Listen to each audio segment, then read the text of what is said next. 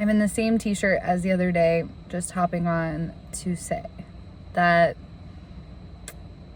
if we got in trouble a lot as kids, trouble meaning like we were just reprimanded fiercely or met with like conditional love vibes or shamed and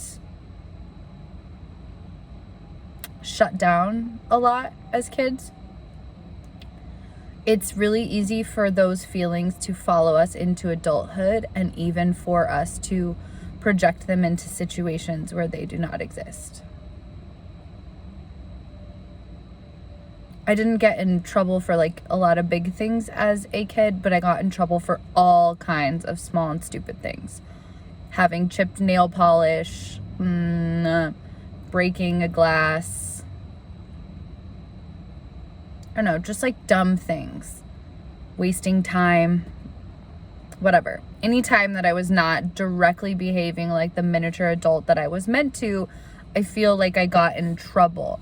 And trouble was very filled with shame for me. And this continued even into young adulthood. You know, if I got a speeding ticket or, I don't know, even just like spoke in a way that displeased my mom, I felt this feeling of trouble. And trouble just meant that like my environment was uncomfortable. It meant that like displeasure that she felt with me radiated my entire being, my entire environment, until I had apologized sufficiently or hidden in my room for long enough or performed my way back into good graces. And I brought that with me into my marriage. I remember getting a speeding ticket probably like 5 years ago and just sobbing and shaking and apologizing and feeling literally scared to share it with John. And while no one is thrilled about a speeding ticket, he was like, we can afford this. It's just a speeding ticket. It happens. It's fine. And I was in like breakdown mode, like full on unworthy, in trouble, shaming myself from the inside out, expecting that shame to come from him. And it didn't. And that instance in particular really stands out to me as a way that he sort of helped me recognize this feeling and let it go slowly. And it was very validating to spend time with another family member, cousin, same age, and recognize how deep the trouble vibes run in her, right? She brought that right into her marriage. She brings that into her every day because that was just very much how we were raised on the maternal side of my family. So today, I just wanted to go to yoga. The car needed an oil change. I told John I would go to the new shop that he picked out after yoga, get the oil change. They weren't available till next week. I had to push out the appointment. I called him with a report and he was like, ooh, not till next Friday. All right, that's all right. That's it. He hoped it was going to get done sooner. We can't get it done till next Friday. That's the end of the story for him.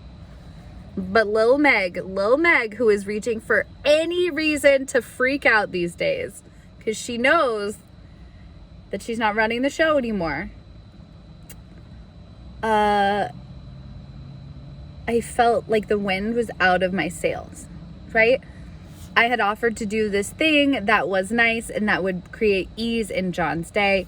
It didn't work out, and now it's pushed back even further. And he didn't say, oh, great job, Meg. He just said like, ooh, okay. And I felt like a disappointment. I felt this minuscule version of being in trouble, as if my performance had not been sufficient. Because we are in this place in my healing and our healing in our marriage, I was able to express that to him. And I just said, I feel like you're disappointed in me. And he said, where are you getting that idea? I said, I don't know. You're aware that my brain can be an asshole. So I'm sharing what she's saying. I feel like I made the appointment for Friday because that's what worked with my schedule and wasn't going to inconvenience you, and now you sound inconvenienced and I am stressed. And he said, honey, I'm working. I have 3 pings on my computer and I just want to get oil in the car. I am not stressed. It will be fine. I love you. I'll see you at home. The end. This was literally a 0% problematic situation. And I'm sharing this mundaneness with you to let you know and to catalog, to sort of tell on my own brain that, like, up there, she is trying to put me back in that state of trouble, to put me back in that state of panic, to put me back in that, like, I was a kid who tried and was triumphant and was big-spirited and was energetic and put myself out there. And a lot of times that just wasn't necessarily fostered in the environment I was in. I was shut down. I got into trouble. I was whatever. And now, as I'm healing, as I'm growing, as I'm putting myself out there more, as I'm starting to believe in and connect to myself more, I am noticing the brain reach for reasons to feel like I am in trouble, like I am a disappointment, like I am not worthy, like I should be doing more, like I should be doing less, like whatever. My brain is reaching for all sorts of reasons to correct the fuck out of my behavior. And my behavior is inherently fine. So, this is an example of our inner child, like, projecting patterns onto our adult life.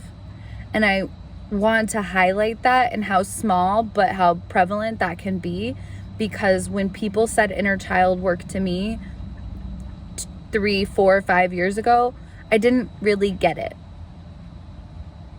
I thought that that and current me were very separate, and now I understand that Lil Megh has been running the show for so long, because she really took to heart those lessons and the feelings of her environment as a young person and was trying to adapt and protect me to the best of her ability in the present. But that is misguided. It is incorrect. And it has led to a brain who autopilots me in ways that do not best serve me. So, in things that we acknowledge and observe, can we just acknowledge the places where maybe our younger selves start to show up in our relationships? Can we maybe acknowledge the places where everyday conversations seem like they have an undertone that negatively impacts us? And if that seems to be the truth, can we clarify it with the other party? It would have been very easy for me to not bring this up to John, to just come home and to be all pouty and poopy because I'm a disappointment. And instead, I was like, yo, is this real? And he's like, no, absolutely not. And now I'm going to go inside and give kisses and be cute and make some lunch. I can skip the process of fretting and spinning and spiraling and crying, etc., if I just fucking communicate and try to check my facts. My brain has not always existed factually. She did the best she could in the situation she was in. But now we are in different situations, and I believe that my best can look differently. I believe that I am not a disappointment. I believe that I am not capable of getting into trouble for behavior that I think makes sense. I am a whole and beautiful and competent person.